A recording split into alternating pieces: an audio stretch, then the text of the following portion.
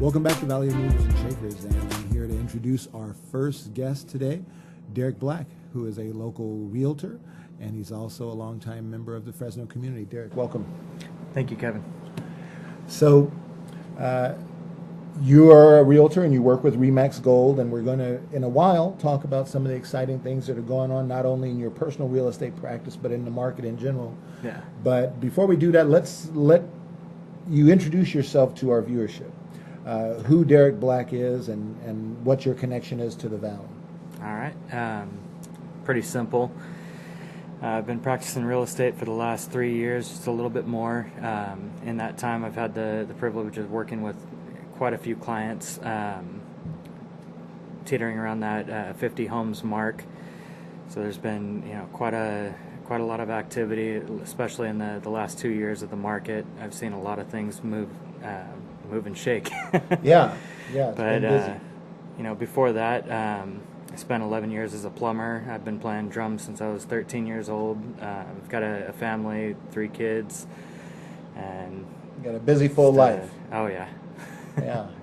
So, what was it that interested you in getting into the real estate field? You were doing hands-on work, providing for your family, and you wanted to do something different, something professional. Yeah. And you chose real estate and you worked toward it. Can you tell us how you accomplished that? It wasn't an easy path. I was a plumber when we bought our house. Originally, in 2010, I was approached by John Shamshoyan, actually, of Realty Concepts. Okay. So when we were purchasing our house, he had actually asked me if I wanted to become a realtor, and me in dirty plumbing clothes, I was, are you for real? But you look behind you like, are you talking to me? Right? Yeah. And just because he saw something in me that I didn't see in myself, I went back and considered it on a plumber's wage. I didn't think I could afford it right away, but Right. some things happened. I ended up injuring myself. I was off work for a couple of years, and in that period of time, I decided that was going to be my focus to get into real estate. Right. So I hit the books, studied hard, and figured I'd just work towards it. Whatever it cost, I'd figure out a way, and I did. Well, that's great. And so you said in addition to being a realtor, you obviously have 3 children. Yeah. And I think you had told me off air, oldest is 14 and the youngest is a little one. Yeah, almost a year. Okay. She'll be And a so year you on got September 9th. you got your hands full with all of the different ages there. Yes. And 7-year gaps. And in addition, on the side in your spare time, which it doesn't sound like you have a whole lot of, Not much. you pursue, you're a musician and you do play in a band. Yeah. Play in a band called Full Collapse. It's been a couple years since we played, but we actually played a show this last weekend over at Full Circle Brewing.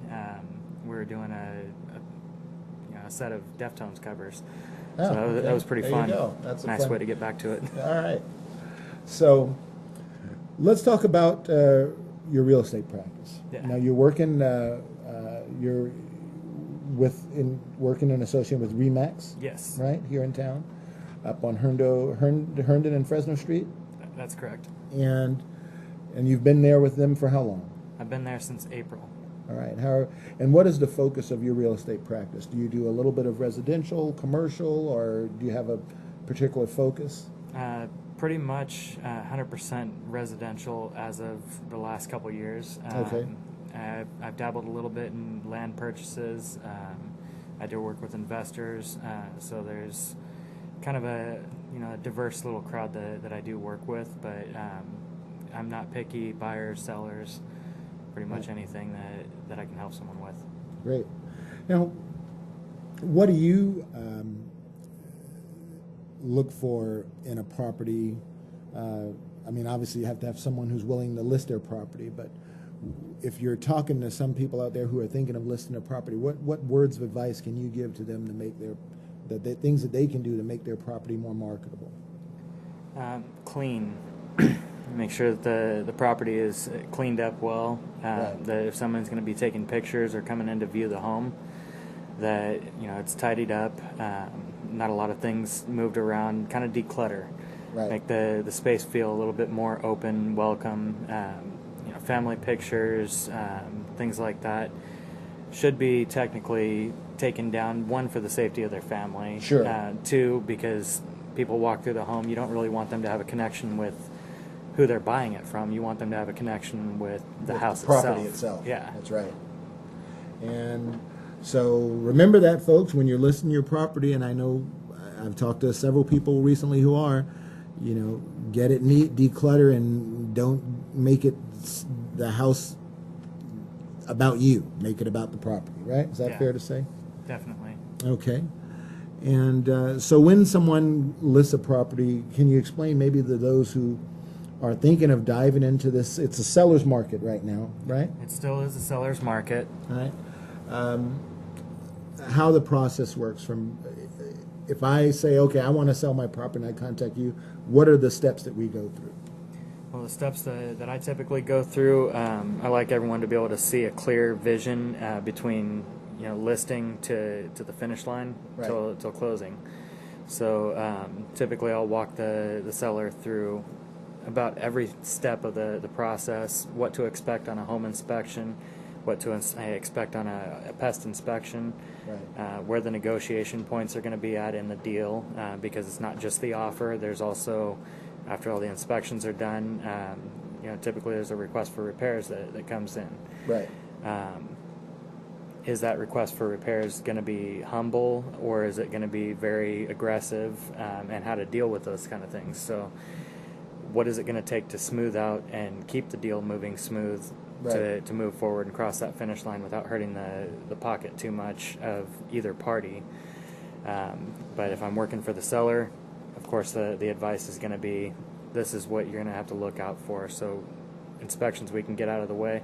Let's get the pest inspection out of the way, so that way we know what we're up against. Right. Because that's a lot of times can be a hurdle for the loan.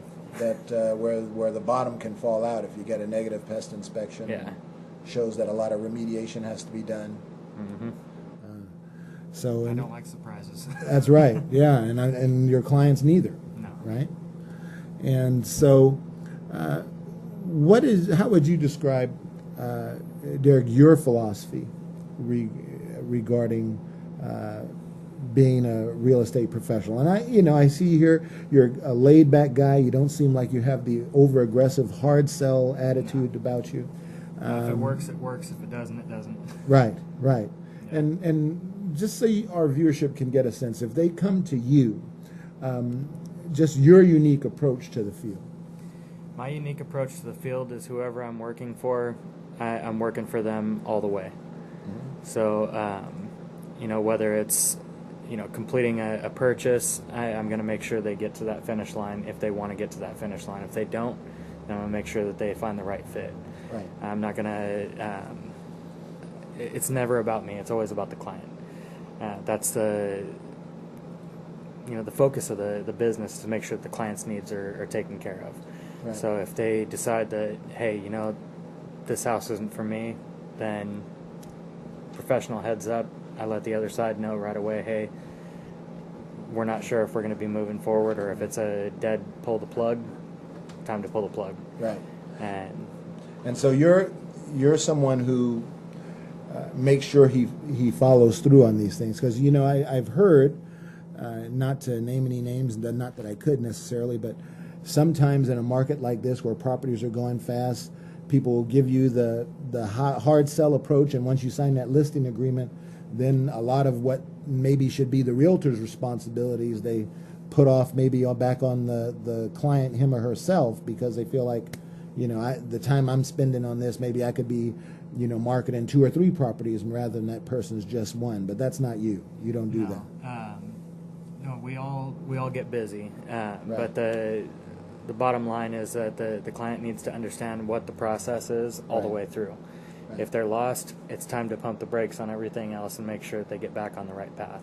Right. Because that information that leads them from the start to finish, and there are some buyer responsibilities, there are some seller responsibilities, sure. But it's our jobs to make sure that not only do they understand what their responsibilities are, but if we can help them out with those responsibilities by at least pointing them in the right direction, then we're their resource. We have a lot more resources than a typical buyer or seller because we have more practice. Right. So if I can be that resource and say, hey, you know what, let me make that phone call for you, I'll get that on schedule, or hey, here's the number to call for that particular concern. I can't answer that question, then it's always my job to be the director. I gotta lead them to the right place. Great.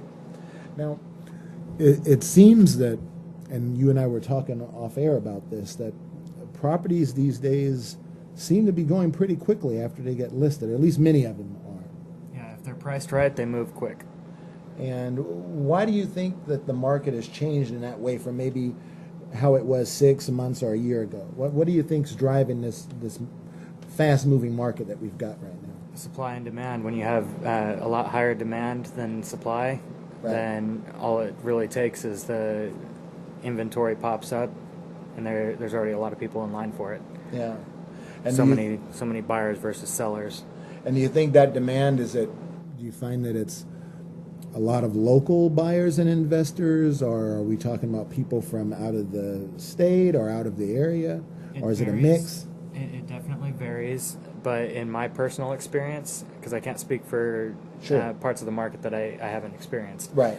But my personal experience, I've dealt with a lot of local people that are just moving from one side of town to another, rental to their first home. Right.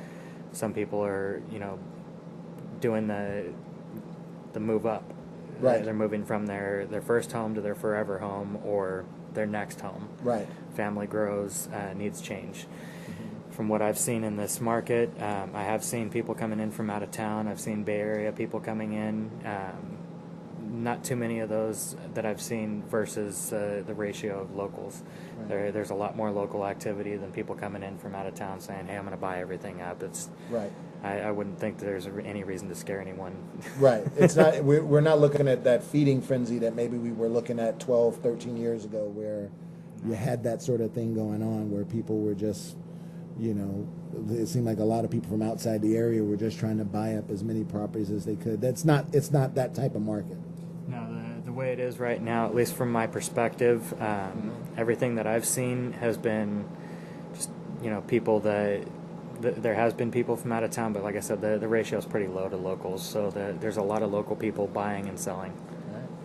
So for people who are here locally, who have the wherewithal to get into the market and buy or move up, as you said, from their starter home to their next home or forever home, this is a really good time. Yeah.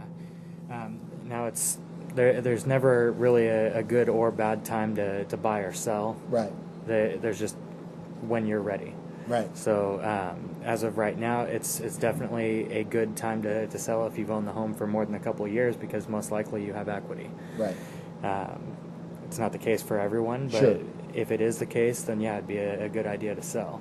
Right. As far as buying, you can find the right programs, you find the right neighborhood, you find the right house that you're looking for, and everything kind of lines up. As long as the bottom line works, then go ahead and move for it.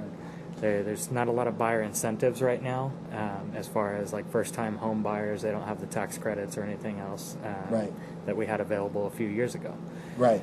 The tax credits, I think, went away 2014 or 15. I think 2016 was the last time I saw any real buyer incentives. Right. But as of right now, there's no seller incentives either, besides profit. Whatever you get from the deal. Yeah. Right. And do you... and I think we would just want to make it clear that if someone's thinking of purchasing, they don't necessarily have to have already financing in place before they come and talk to someone like you. You can help them find the right financing option for them. Oh, yeah. Now, for me, it's kind of a personality fit. I do have a few lenders that I work with. Right. And if I think that they'd be a great personality fit, then that's kind of how I pair them up with the lender. Right. And once I pair them up with the lender, everything works out, we move forward. The lender will typically send me a pre-approval. Once I get that pre-approval, then we're ready to shop. Right. Now, I'd like to get out of the market dynamics. Yeah. I think we've talked about that a bit, but just the personal satisfaction, if you could maybe talk to that you get out of helping somebody fulfill what is one of people's major dreams is home ownership. Tell me about how that makes you feel to play a part in someone's fulfilling their dream. It's it's actually amazing when you get to hand someone keys to their first home. The sense of joy that you see in them just from the moment they get out of the car and walk up. That now that's their house. Same thing with a seller when you either call them or go deliver that closing package and say, hey, we're got all a deal. done. Just seeing that, man, you got me there. Everything, worked out pretty much exactly how you said.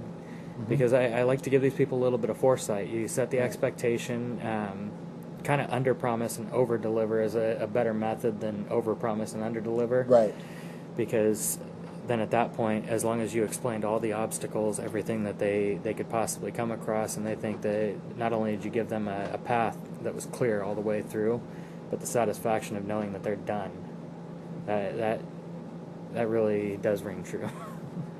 So, you have accomplished a lot already, but I know you've got your eyes looking towards the future. Yeah. What are some of the things that you are aspiring towards as part of your real estate career, let's say in the next 5 or 10 years?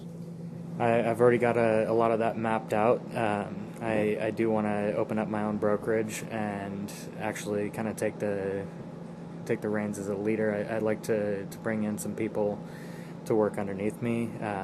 Next step is actually going to be a team, but I would like to bring in some people to work underneath me, and I hope to extend my work ethic to some more other realtors in the Central Valley. Right. I'd like them to realize that there really isn't a lot of boundary lines when it comes to taking care of people. I mean, you can drive from here to Madera. I've got a listing in Sacramento right now. Right. Which I've driven up personally 4 times already. Right, there you go. There's really no boundary to taking care of someone, and I'd like them to work hard for people and show them that we're here for them. So right now you're looking to just work in conjunction with people who believe in your same ethos of customer service, customer first, and then build from there. Yeah. Perfect.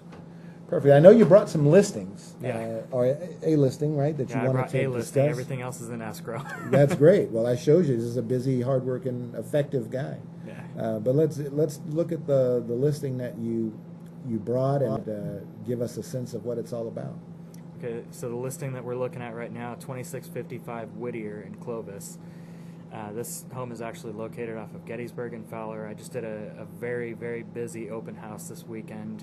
There was a lot of people that came through. I don't even think we had 2 minutes of dead time there. Right. It was just constantly people walking through this thing. But it's been in escrow a couple of times. It's back on the market. I have a feeling that we'll be in escrow by the weekend. I can't say too much on that, but as of right now, the house is in an active position on the market. Mm-hmm.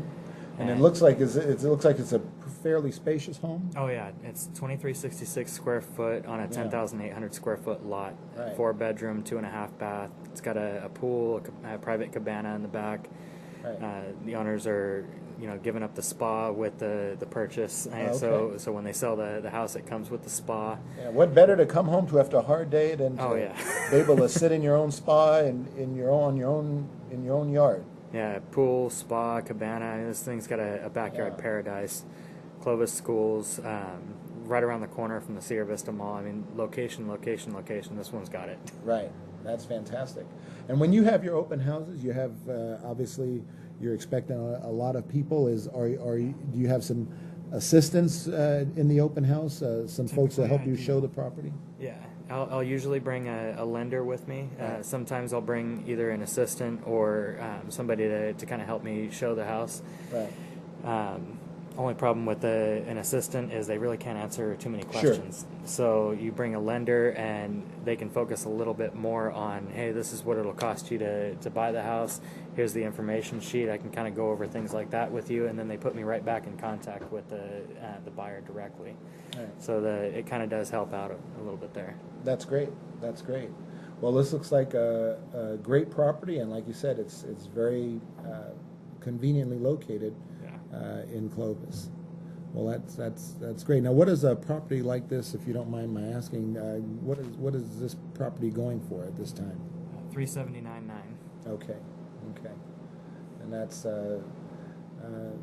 so it's not necessarily a starter home. Obviously, this is not No, a starter home, but this is for someone who is looking for a forever home, or certainly at the very least, the home the on the next level. This is a great place. Yeah, 4 bedrooms. This would accommodate large family, small family that wants extra space. Right. Just about anybody. I mean, a 4-bedroom house is a great commodity. Yeah. And it's right there, and conveniently located in a cul-de-sac too. So, Right. children, you don't have to worry about cross traffic. And this is a really great time to be able to close a deal on a property, because that way you can get fully moved in and comfortable before the holidays start coming around. Right. Well, that's great. That's really exciting. So we're going to take a short break, and then we're going to come back and talk about some more things of the real estate nature, but then also some things of a personal nature I know you want to talk about. We'll be back after these messages. Welcome back to Valley Movers and Shakers, and I'm continuing my conversation with Derek Black, a realtor at Remax Gold and local Central Valley resident. And we were going to talk a little bit more about real estate before we went into other things. Derek, I always like to give my guests a chance to talk to the audience directly. And what I do is I set up who you're talking to so you know what kind of message to give. But let's just say you're talking to somebody who, like yourself, 7 or 8 years ago was going through a transition, whether it was because they got injured or just because they're looking to go into a different field, but maybe don't have the confidence to put themselves out there and to take that step. What would you say to somebody like that? I would say you can do it. There's absolutely nothing in your way but yourself. I've been with absolutely nothing in my accounts. I've been on the welfare system. I've been on literally, pins and needles, and just wondering, how am I going to make that next meal? You just do it, and that's the only thing that you can do. Work towards whatever you want to work towards. Find a way. No matter what, there is a way. I had almost nothing when I got into real estate. In fact, I had to sell some stuff in order to sell a car. So I ended up selling a personal item of mine, and I sold a car. And I used that money to turn around and put a down payment on another car that had really good gas mileage. That car, I used that for driving for Lyft. That kept me afloat until real estate took off. You guys can do it too. There's absolutely nothing stopping you from accomplishing your dreams, whether you want to be an actor, a musician, whether you want to be a doctor, a lawyer, a real estate agent, a lender, anything that you want to be. There's nothing stopping you from becoming what you want to be. Never give up on your dreams, but if you put a goal in place, make sure you're working towards it, because that's the only way to accomplish it. The only one standing in front of that is you. And if you need words of encouragement, give me a call. I will do my best. But don't give up on yourself. Don't give up on your dreams. Make sure you fight for whatever you're wanting to achieve. That speaks true to me. I've been in the worst positions. I know exactly where you guys are coming from. If you have any doubts in yourself, no matter what you're going through, you can work towards something better. And so if you're working right now and struggling just to make ends meet, sometimes you feel like you have to perform miracles to do that. But if your goal is ends meet plus, I mean, you just have to think of it that way. You have to find a way to do it. And I'm not, and I think you'd agree, this is not tough talk. This is doing whatever you have to do to make a way. Yeah, you have to create your avenue in life, right. no matter what. and that's in any field you want to go into. And the finish line is not getting the title. There is no finish line until we're done. If you want to be successful at anything, you have to put in that work every single day. It doesn't stop. You have to keep showing up in order to keep going. The only way forward is to keep going forward. So what keeps you going? Is it knowing those 3 beautiful kids you have? That's a huge thing. Right. And just your dreams about where you want to be in a few years? I didn't come from a lot. My dad taught me work ethic when I moved in with him at 13. Before that, I had a very, very rocky life. I've been homeless as a child and everything else. I decided that that's not for my kids. It's not for my future. And I've been fortunate enough to never have given that to my children. So so far, that's a success. But I want to give them a lot more. I want to give them something to strive for. I still want to teach them the lessons of hard work. Right. I want them to grow up with ambition. I want them to be better than me. Right. And a very smart person once told me the best way to teach your kids ambition is to yourself to be ambitious. Yeah. And do you agree with that? Oh, yeah. Leading by example is a great way. Right. That's fantastic. Well, I want to transition into something of a very, very personal nature that you wanted to discuss. Yeah. Unfortunately, not very long ago. Last Thursday. Your extended family experienced a great tragedy. Yeah. And you wanted to bring that to the attention and also talk about the GoFundMe effort that's related to that. Let me just give you the floor and let you tell folks what happened. Yeah. So last Thursday, on a already booked day, I get a phone call from my sister and found out that my nephew's little brother, who was 5 years old, Trendon, had been killed in a car accident. Don't have a lot to say here besides, the family is in need. They've got donations. The goal right now is $7,500 in order to get him his memorial. Right now we've raised just over $1,000 of that, so we've still got a long ways to go. If anybody watching sees this, please click on the link. It is on my personal Facebook page. Just look me up, Derek Black. If you look me up through my Realtor page, it's facebook.com/realderekblack. That will also get you to my personal page, but it is on my personal page. And I've shared it in a couple of other groups, but they still do need some help. If anything helps, what we're looking for is to at least give his memory the light that it deserves. They're trying to just give him a good memorial. So anything you guys can do to help out, even if it's just sharing the page to someone that may be able to help out on your behalf, everything helps. And that's really important because we are a community here in the Central Valley. For us to when terrible things like this happen, not for us to point fingers or to talk about whose fault it was, because obviously it's a tragedy and we wish that it had been prevented, but for us to come together and support those who have experienced a loss, and also to get the word out there about what happened, so that hopefully either through a memorial or through someone seeing the GoFundMe page or just hearing you talk about it, learns a little bit more in concrete terms about the importance of you can never be too safe when you're behind the wheel of a vehicle. And maybe that'll save one other person,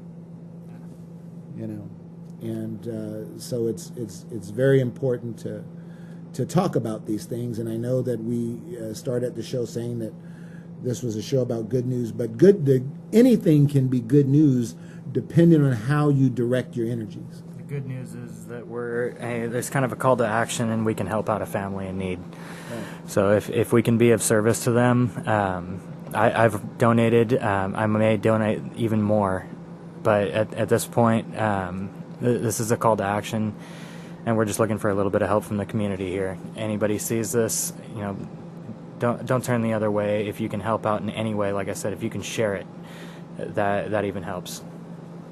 Well, that's fantastic. Derek, I wish you much success. Thank you. And you're, just obviously a very hardworking, sincere guy who's got his family on his mind and his customers on his mind, and I know you're going to do well, and I hope you'll come back and see us again sometime. Yeah, I appreciate it. Thank you. Thank you. We'll be back more after this message.